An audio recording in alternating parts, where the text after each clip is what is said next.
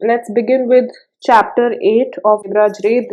We are only doing 8.1, 8.2, and the appendix of this chapter. One titled Poverty and Undernutrition. Now, since we are talking about development, poverty and undernutrition is a crucial part um, of that story of development. And as the author begins by saying that there is no visible characteristic of economic underdevelopment than poverty. Um, there is no other visible characteristic of economic underdevelopment than poverty. It is also the most shocking characteristic, in fact, a consequence of or an outgrowth of layer upon layer of inequality. So, we just talked about inequality, and poverty is nothing but a child of layer and layers of inequality. And inequality not just in the world distribution but also in terms of distribution within a country, not just within a country but within a household. uh, I mean, we see different kinds of inequality, although we have restricted ourselves to the discussion of economic inequality in the previous chapter. But even in that chapter I said that inequality is not just restricted to income inequality or economic inequality, but it is a more wider notion, it is a more broader concept. So we see different kinds of inequalities within the household as well, in terms of inequalities across different social groups, across different gender groups. And so, as a result of these different kinds of inequalities, we land up in a situation of being poor or being undernourished, and that is obviously a sign of economic underdevelopment. Now, it is a prominent problem. Poverty is a prominent problem of a lot of economies, um, and there are different factors that affects poverty. There are different correlates of this idea of poverty, say illiteracy, ill health, undernutrition. These are different factors that affects poverty or are factors that explain poverty. And we've seen that poverty has over the period of 1965 to 75, consumption has increased, but the number of people in 1990 was over a billion in the world as a total. And just as the case of inequality, poverty also operates at both intrinsic and functional level, just how we discussed inequality in terms of personal and functional distribution. Now, the first section basically introduces the concept of poverty. The more important section in this chapter is 8.2. Now, when we talk about poverty, the first thing that comes to our mind is the idea of poverty line. It is basically a critical threshold of income, consumption, access to goods and services. It could be defined in any of these following things: income, consumption, or access to goods and services. And it is the threshold level of either income, consumption, or access to goods or services below which a person is declared to be poor. So poverty line basically represents the a minimum level of acceptable economic participation. It represents a minimum level of income or consumption that an individual should have to be declared non-poor. Although in recent times the idea of poverty line has also been hotly discussed, and whether there should actually be a poverty line or what is the actual meaning of poverty line, is it even relevant in today's context, has also been issues of discussion. But to begin with, since we are just beginning with our discussion on poverty, it is important to understand the idea of poverty line. But whether do we stick to the idea of poverty line in recent times when we talk about development discussions or development ideas is a separate topic in itself and would need, I mean, further discussions. Um, So poverty lines could be defined in terms of income. It could also be defined in terms of nutrition based poverty lines are also not uncommon. So the basic idea of a poverty line is that it is a threshold level of income or consumption or nutrition for that matter, below which a person is declared to be poor.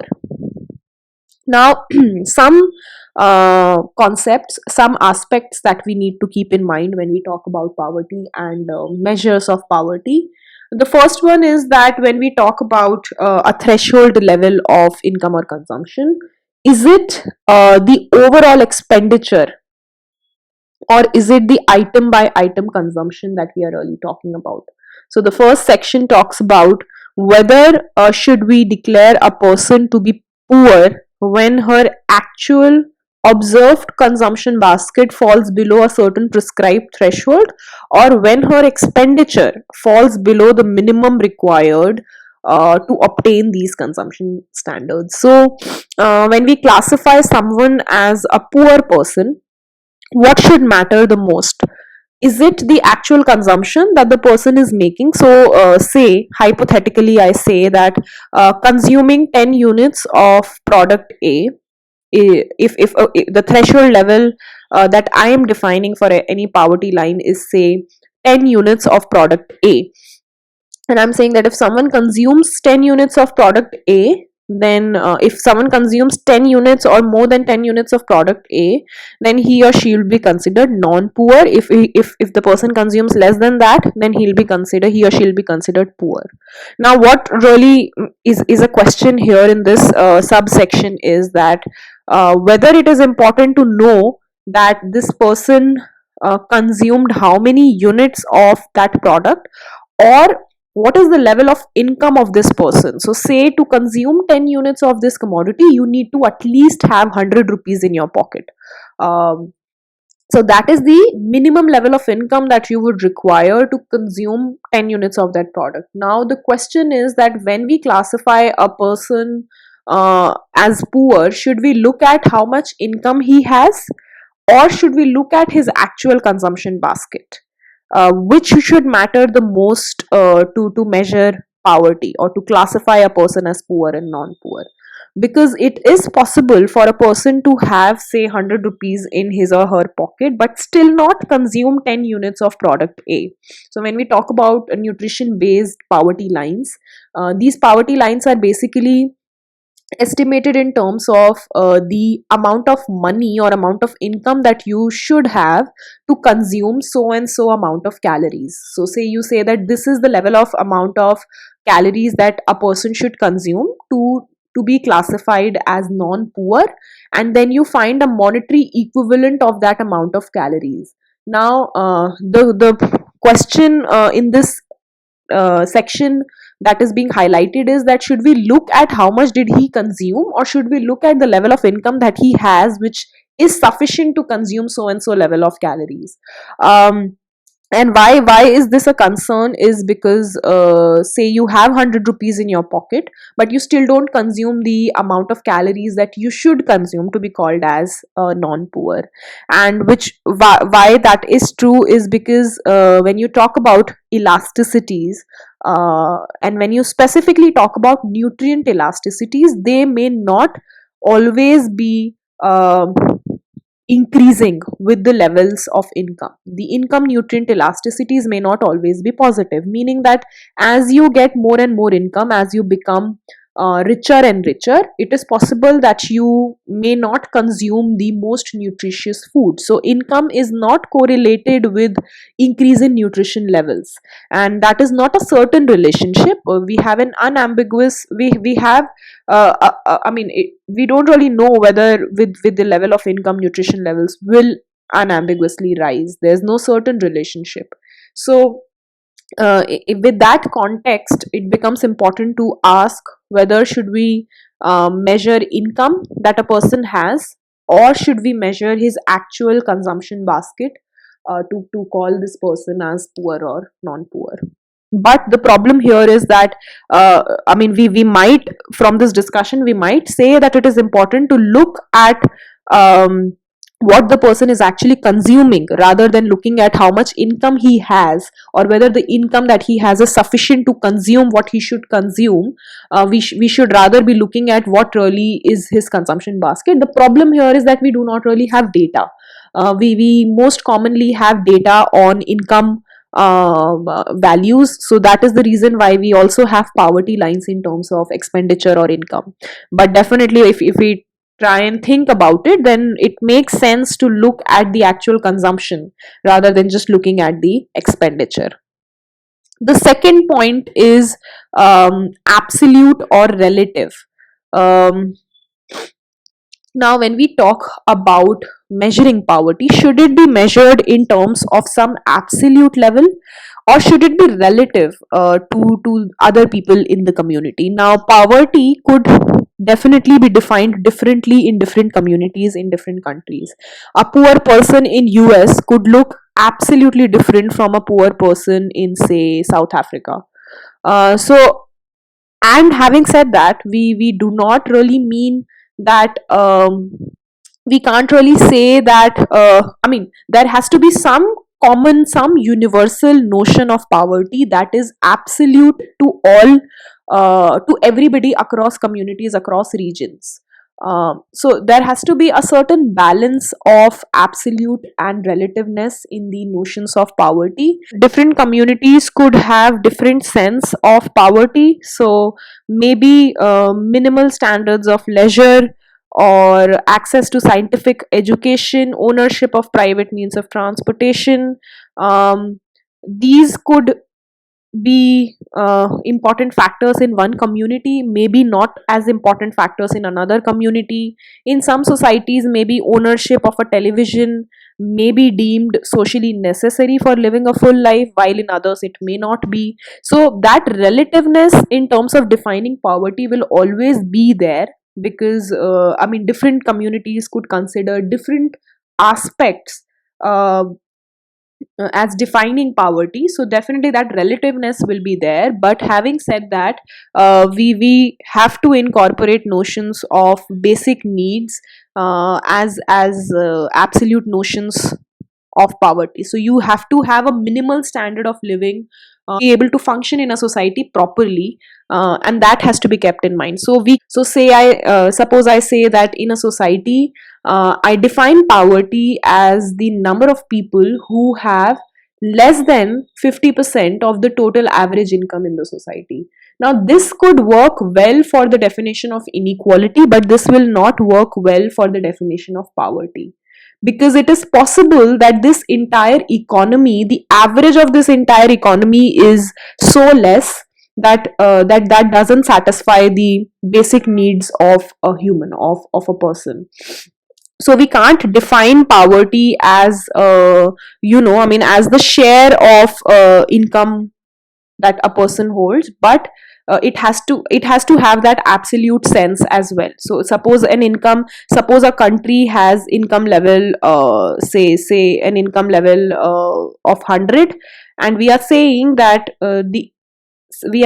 anybody who holds less than, say, 50 rupees is considered poor, and anybody who holds more than 50 rupees is considered non poor. We are trying to say that this definition would be wrong, because if a country has 100 rupees, if the average income of a country is 100, then intrinsically that country is poor as a whole. Then we can't really say that we can introduce that relative concept by saying that anybody who holds 50 rupees and more than 50 will be considered non poor. That will be a wrong definition, because now we can't really have that concept of relativeness in this situation where the country as a whole is poor. Next is temporary or chronic. Now, people often see fluctuations in their income and consumption, and with these fluctuations in income and consumption, their classification of being poor or non poor could also fluctuate. Especially true for people in developing countries. where a large fraction of people may depend on weather dependent agriculture. So maybe in some months they lie above the poverty line, and in some months they lie below the poverty line. So there has to be a concept of temporary or chronic poverty, whether the poverty that you are measuring is temporary in nature, or is it a structural or chronic poverty. So when we talk about poverty or measures of poverty, this element of time has to be brought in, and it is similar to the discussion of inequality. Remember, when we were starting to begin with the chapter on inequality, we said that even when we measure inequality, there has to be a temporal element in measuring inequality, because the incomes of people keep changing over time. And if we only look at a static vision of inequality, then that might give us a wrong picture. Similar to the same, similarly in case of poverty, you need to keep in mind that there is a temporal element in income of each individual. So when we talk about poverty, we need to specify whether we are talking about chronic poverty or we are talking about temporary poverty. And why is it so important is because the kind of policies that you may have to get rid of poverty could differ depending on whether the poverty in hand is a chronic poverty or temporary poverty. So when we measure poverty, it's important to sort of differentiate between these two time versions of poverty. Then the next question is households or individuals. When we talk about poverty, are we looking at poverty at the household level or at the individual level?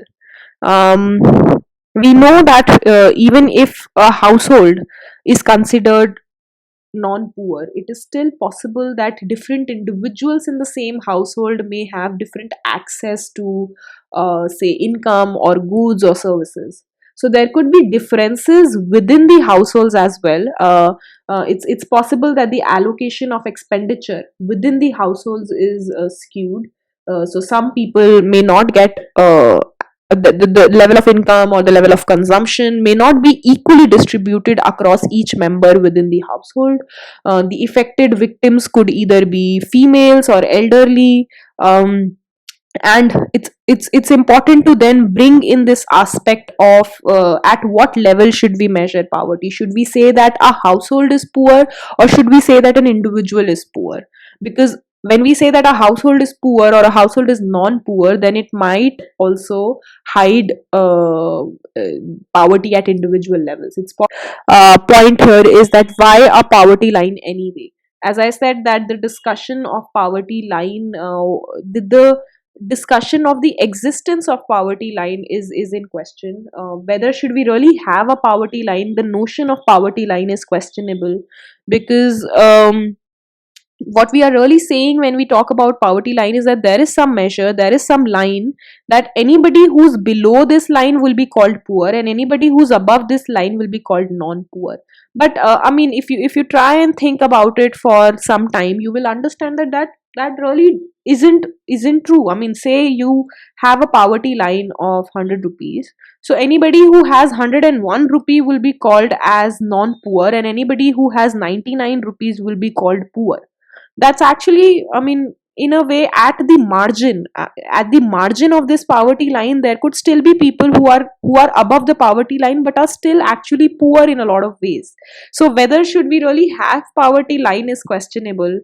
And again, poverty is a very subjective kind of notion. I mean, different people could perceive poverty in different ways, and whether we are defining poverty in terms of nutrition or in terms of any other measure is again questionable, and the opinions on whether should it be measured in nutrition could differ from people to people.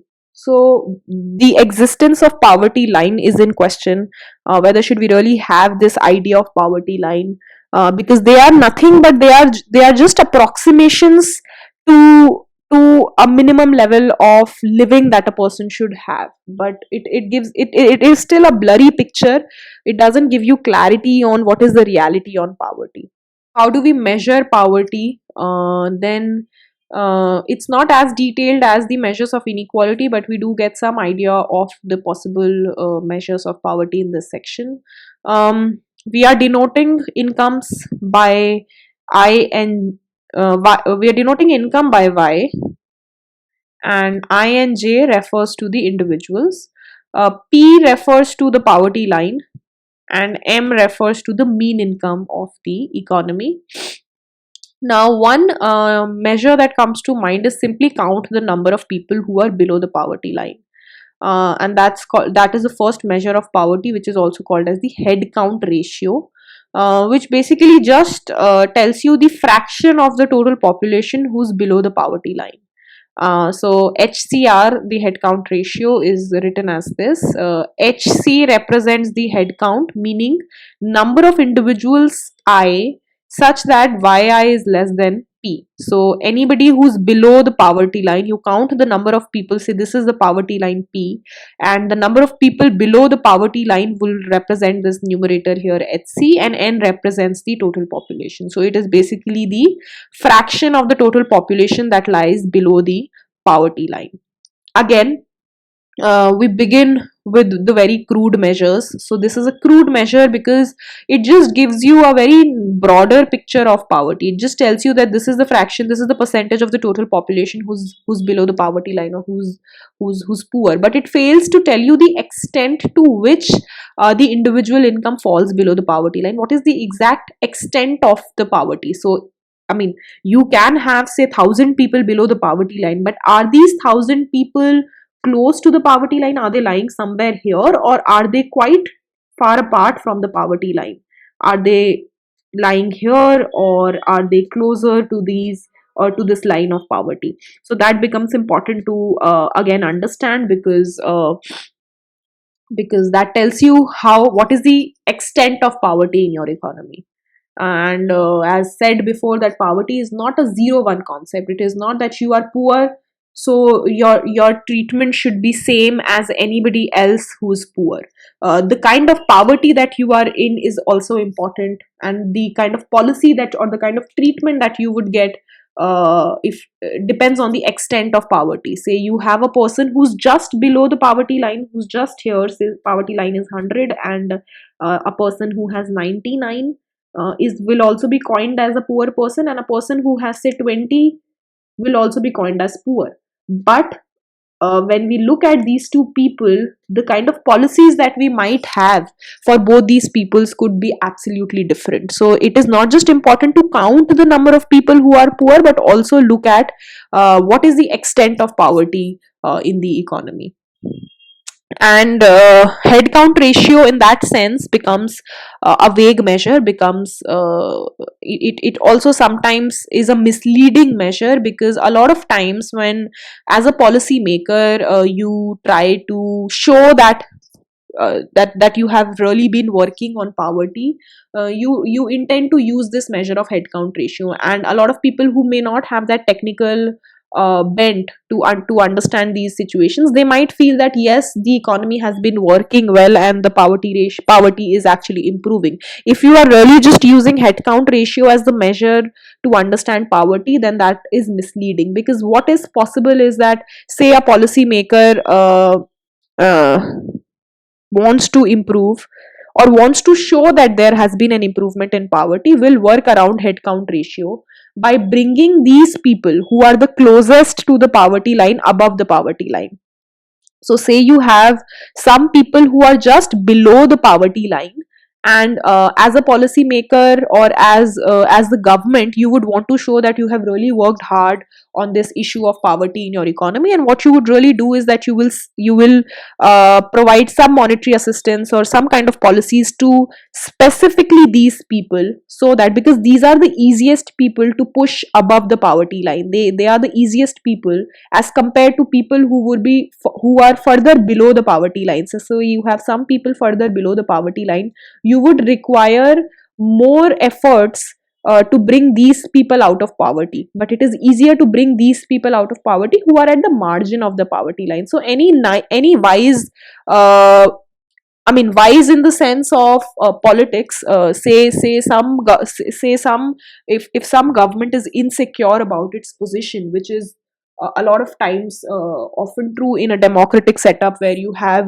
elections after every 4 or 5 years, you are insecure of your position, and you want to, at least in reports or in numbers, you want to show that you have really worked hard on your economy and the headcount ratio is improving. So what you would really do is that in that shorter span of time, you would only provide assistance to these people and push them above the poverty line, and with that push, what will happen is that your headcount ratio will fall. Headcount ratio will fall because now the number of people below the poverty line have decreased. And if people just analyze your strategies based on this measure of headcount ratio, then you might believe that yes, things have been working well, poverty has been decreasing because the headcount ratio has fallen. But what it hides is that the extent of poverty is still in place, because because these are actually not the people you would want to focus on. If you really want to remove poverty, you would want to focus on these people who are in real need of assistance. And because if we rely on these kind of measures which just tells us the count of the number of people who are poor, then our policy treatments could also be very misleading, and we would really never, in reality, we would never come out of poverty as a community. And this example which is depicted here in this chapter basically tries to talk about the same thing, that suppose you are a planner in a country where the poverty line is set at 1000 per year. And it turns out that there are two equalized groups below the poverty line. One group consists of 100 individuals having 500 a year each. So these are these people who are further below the poverty line. So poverty line is 1000, and you have 100 people who earn 500 and 100 people who earn 900. So they are closer to the poverty line, and these ones are slightly away from the poverty line. Now you've been allocated a budget of 20,000 per year, and you must allocate this budget among the 200 poor people. 100 people who have 900 per year and 100 people who earn 500 per year. Suppose you were to forget about the poverty line, who would you give the money to?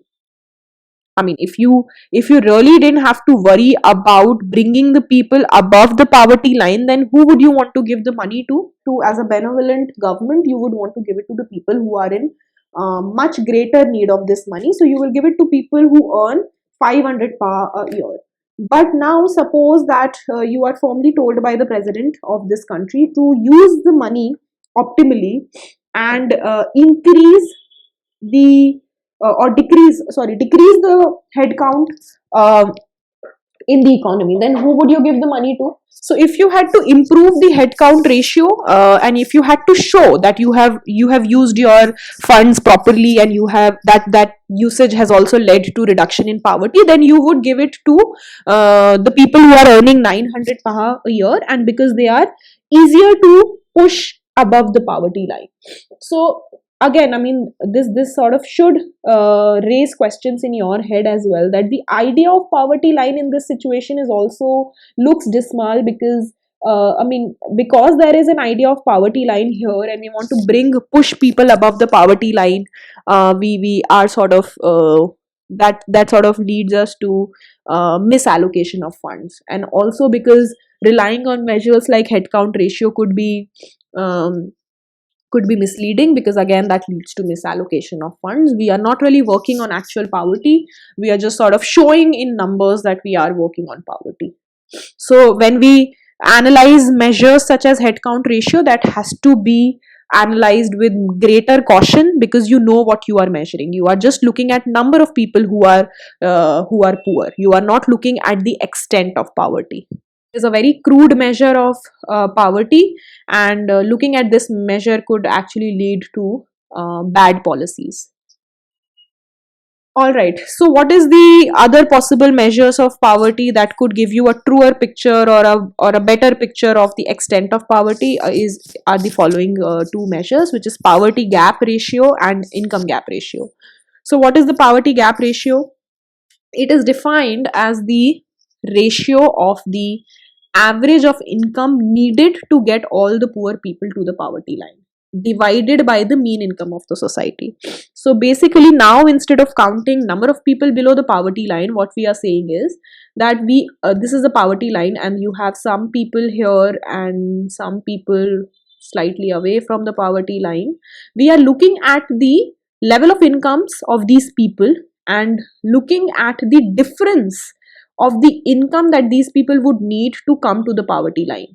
So, how much income would this set of people need to reach the poverty line? How much income would this set of people need to reach the poverty line? And how much income would this set of people need to reach the poverty line? And then we sum all these deviations and divide it by the average income. So this is how the poverty gap ratio would look like. This is the difference between P. P is constant, that is the poverty line, minus YI. YI refers to the level of income of these individuals, where YI is less than P. So anybody who earns less than P is obviously the ones who are poor, who are below the poverty line. And the difference between the poverty line and the income is summed across all such individuals who are below the poverty line, and then that is divided by the total level of income. So M refers to the mean income, N refers to the total number of people in the population, and you multiply them together, that gives you the total income. Now the problem here is that since you are dividing this by you're dividing this by the mean income of the entire population, um, it again could give you a misleading impression of poverty, especially in societies which are highly unequal but overall wealthy societies. So, suppose you have a society which has few people who are extremely rich but a majority of people who are poor. So, you have a majority of people who are poor, who are either below the poverty line or maybe above the poverty line but close enough to the poverty line, and then you have a smaller set of people who have extremely high levels of income. Now because of this outliers, because of these people who have extremely high levels of income, the mean income will get inflated, so the denominator will actually be a very high value because of this high level of mean income. And and and in that sense, the number of people, I mean, this deviation might look smaller, and you might get misleading pictures because the poverty gap ratio might actually look pretty small because of this inflated value of the denominator. So in that sense, poverty gap ratio may not give you a true picture, especially where you have huge inequalities, because of which the mean income gets inflated. But maybe the reality is that the poverty gap ratio is really high, but because of this inflated denominator, you might get this number as a smaller number. So a way to get rid of this problem is to use income gap ratio, where in the denominator, instead of using the overall income, we use the amount of money that is needed for the people to reach the poverty line.